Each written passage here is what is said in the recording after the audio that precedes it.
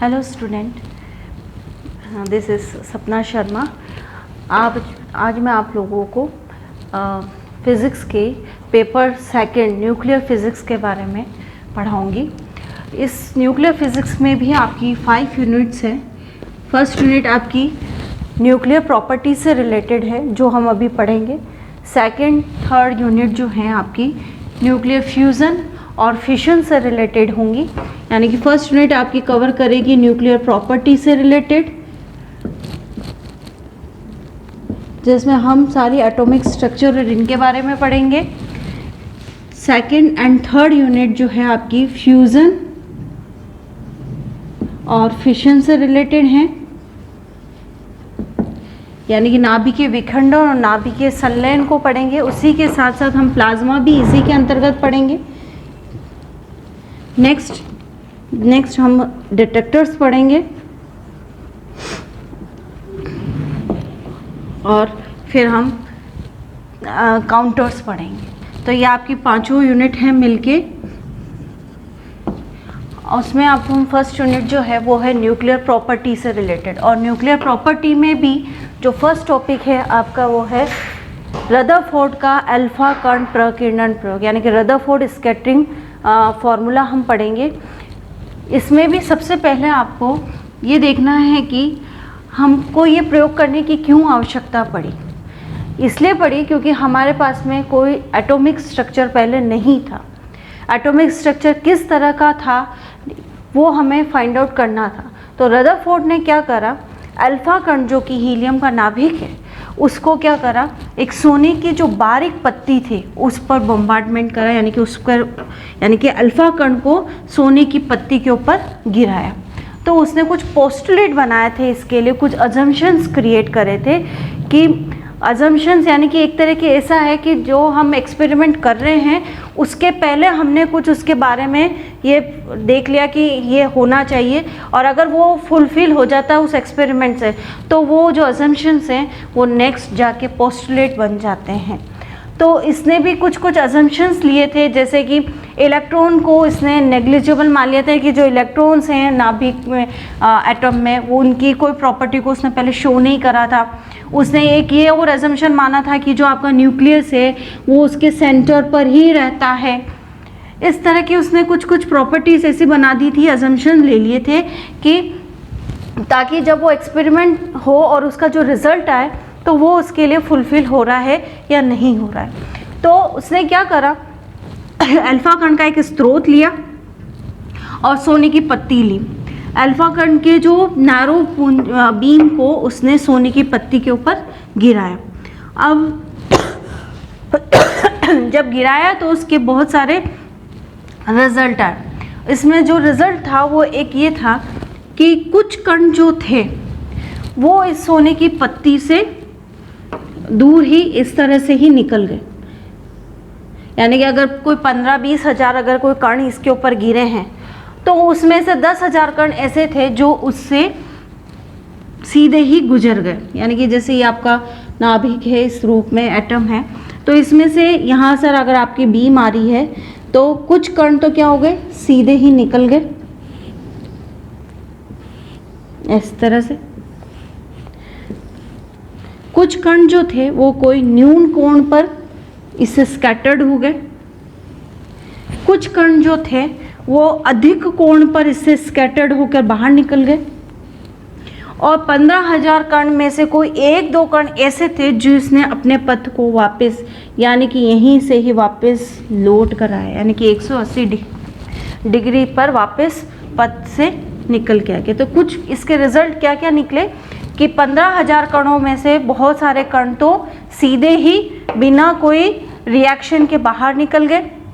कुछ कण ऐसे थे जो अधिक कोण पर, और कुछ कण ऐसे थे जो कि न्यून कोण पर स्कैटर्ड होके निकले। और 15,000 में से कोई लगभग 1 या 2 कण जो ऐसे थे वो 180 डिग्री से अपने पथ से वापस वैसे के वैसे ही लौट कर आ गए।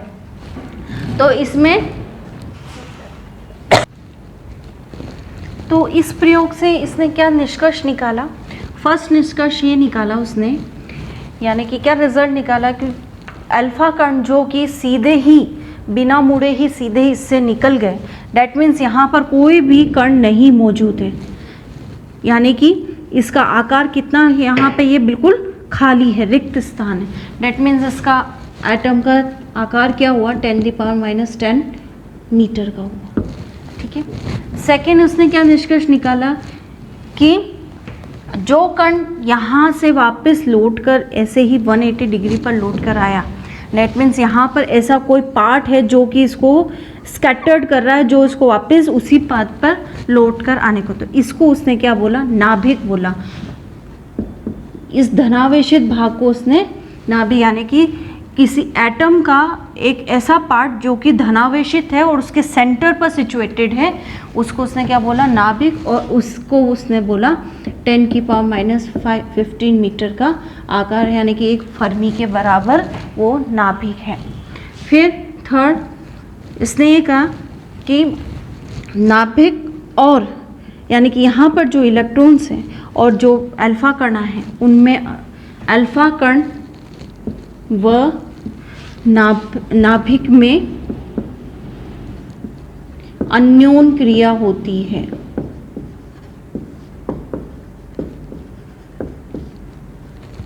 ठीक है। फिर फोर्थ उसने पॉइंट ये बताया कि कुछ अल्फा कण जो कि न्यून कोण या फिर अधिक कोण पर स्कैटर्ड हुए हैं, उसके लिए यानी कि उसका सेंटर पर जो नाभिक है उससे भी अन्योन क्रिया होती रही है। डैट मीन्स आपका जो इसका मेन रिजल्ट ये था कि नाभिक रदरफोर्ड स्कैटरिंग में जो एटॉमिक स्ट्रक्चर है उसका जो मेन है वो है कि यहाँ पर एटम में बीच में एक न्यूक्लियस होता है और जिसका आकार होता है 1 फर्मी के बराबर, और अगर एटॉमिक स्ट्रक्चर का जो आकार माना है वो कितना बना है 10⁻⁻10 मीटर के कोटि का माना गया था। ठीक है। तो ये इसके कुछ रिजल्ट हैं।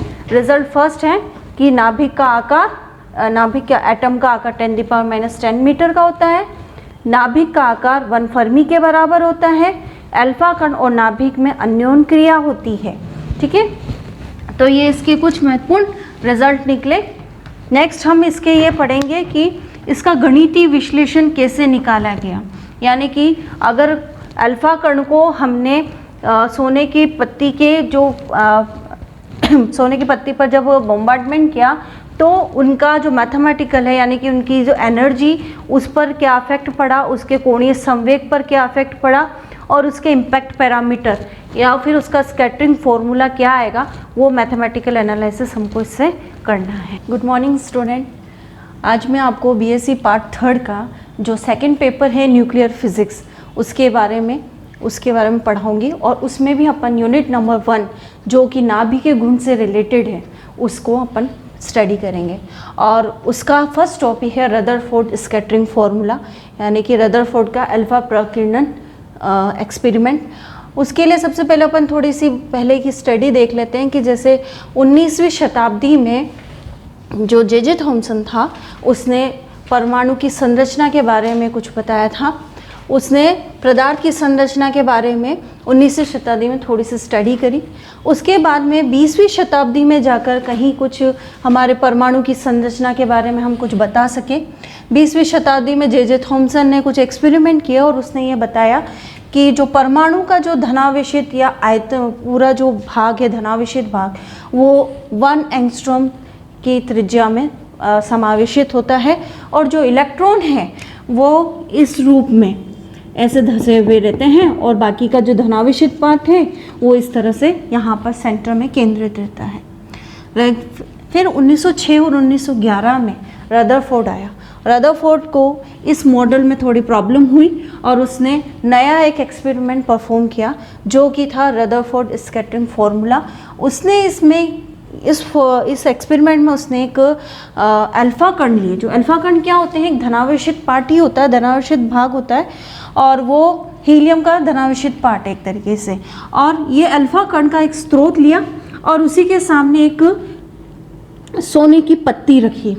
ये क्या है आपकी सोने की पत्ती। और ये है आपका अल्फा कण स्रोत। तो यहाँ से उसने क्या करा, अल्फा कण की एक नैरो बीम यानी कि बिल्कुल पतली सी पुंज निकाल कर और इसके ऊपर बम्बार्डमेंट किया, यानी कि यहाँ पर इसको इसके ऊपर हिट किया, यहाँ पर इसको गिराया।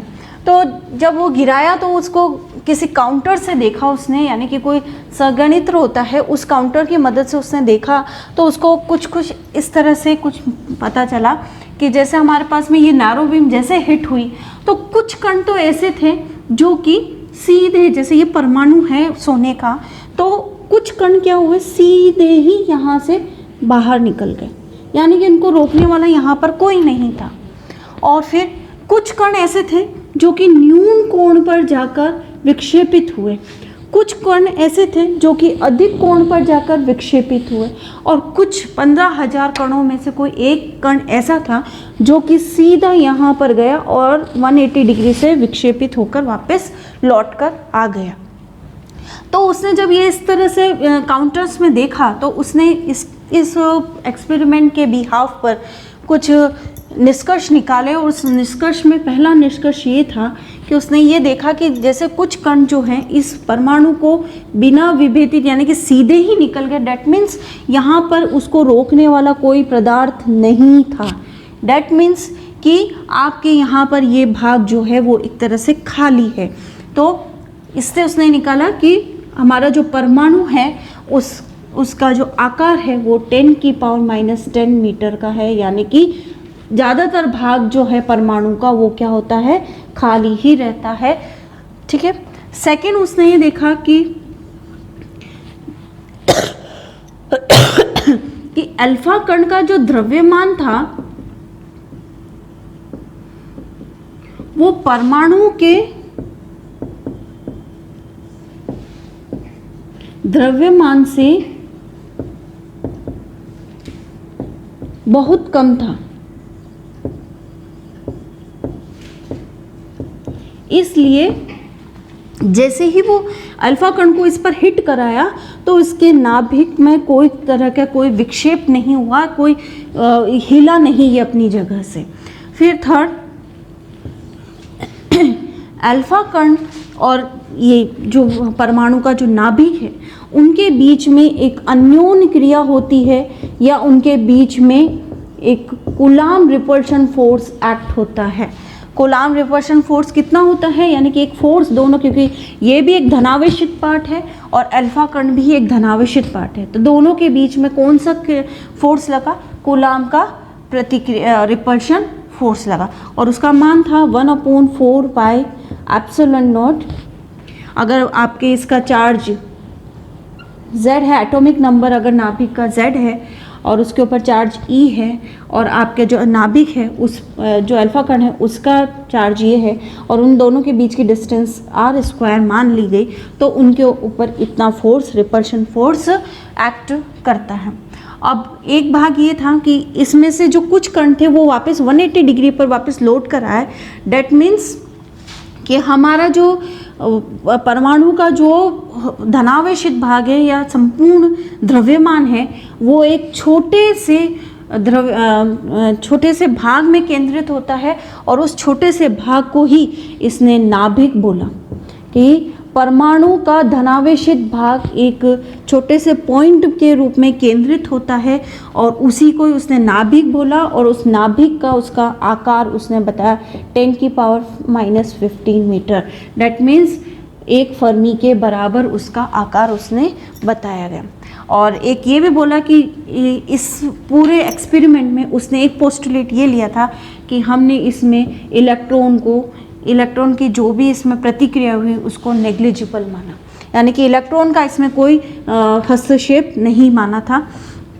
तो ये कुछ पॉइंट थे जिससे उसने ये साबित किया कि जो परमाणु है वो उसका आकार 10⁻⁻10 मीटर है, और परमाणु का संपूर्ण धनावेशित भाग या धनावेशित भाग एक केंद्र में केंद्रित होता है, जिसको उसने नाभिक बताया, और नाभिक का मान उसने 10⁻⁻15 मीटर के आकार के बराबर बताया।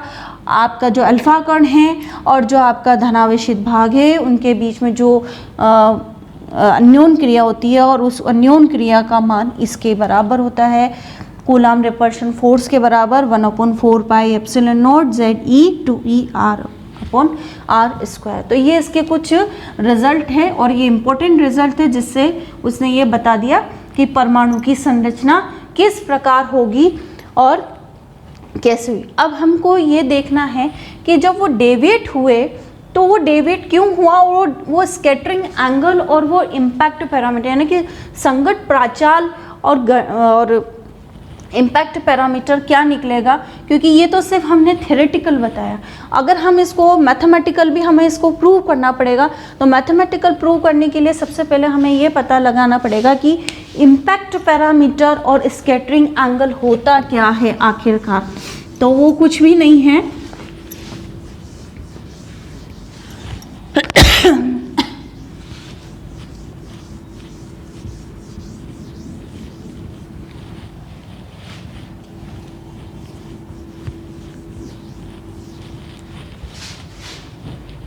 जैसे आपका ये परमाणु है और इसका धनावेशित भाग यहाँ पर केंद्रित है, यानी कि ये नाभिक है उसका। इम्पैक्ट पैरामीटर कुछ नहीं, जैसे अगर आपने अल्फा कण को यहाँ से गुजारा इसके पास से, अब ये भी धनावेशित पार्ट है और ये भी धनावेशित, तो इनके बीच में रिपल्शन होगा। रिपल्शन होने की वजह से ये अपने भाग से क्या होगा, डेविएट हो जाएगा। तो जहाँ से ये रिपल्शन स्टार्ट होता है तो वो न्यूनतम दूरी नाभिक और उस अल्फा कण की जो जहाँ से डेविएशन स्टार्ट होता है उसी को ही हम बोलते हैं संगत प्राचाल या इम्पैक्ट पैरामीटर।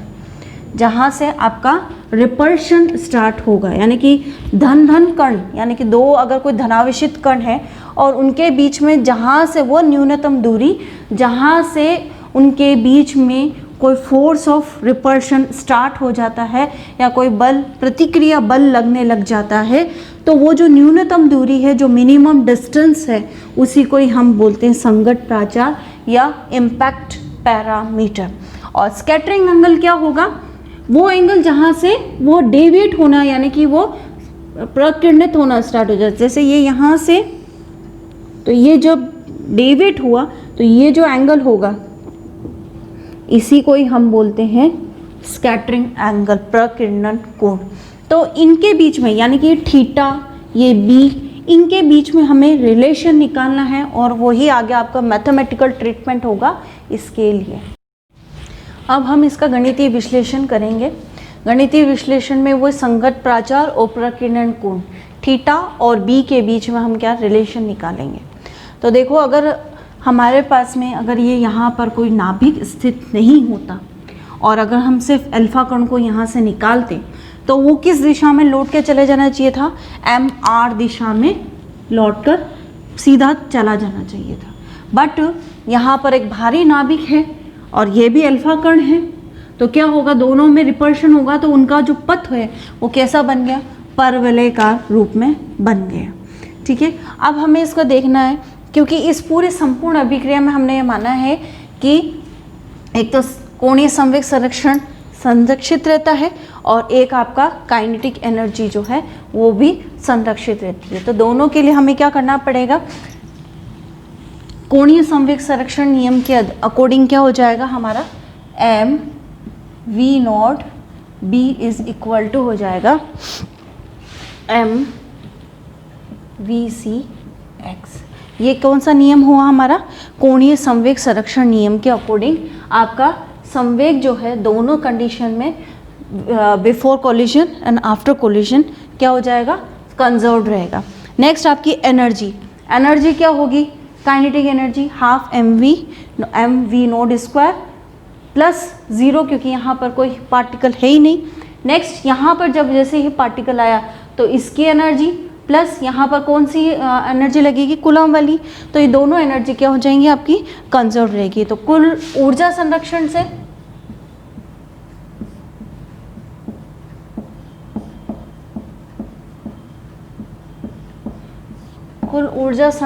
से क्या हो जाएगा आपका, हाफ mv0 स्क्वायर, यहाँ पे कोई एनर्जी है ही नहीं, कोई दूसरा पार्टिकल है ही नहीं। Next half VC square plus के ZE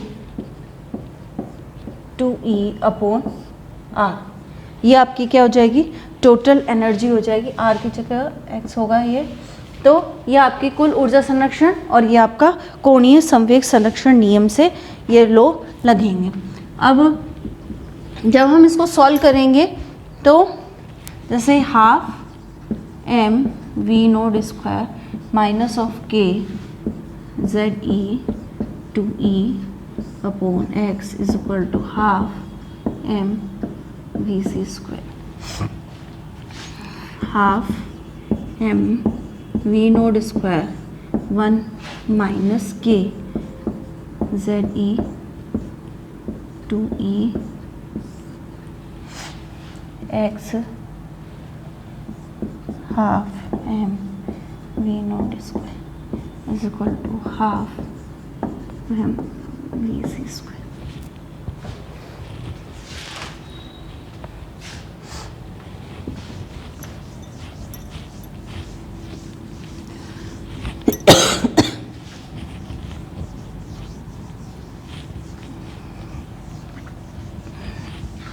नेक्स्ट हम इसको जब पूरा सॉल्व कर लेते हैं तो सॉल्व करने पर m से m यहाँ पर कैंसिल आउट हो गया, हाफ से हाफ कैंसिल आउट हो गया, तो v note square is equal to क्या बचेगा आपका यहाँ से, v note square is equal to 1 minus k 2ZE square upon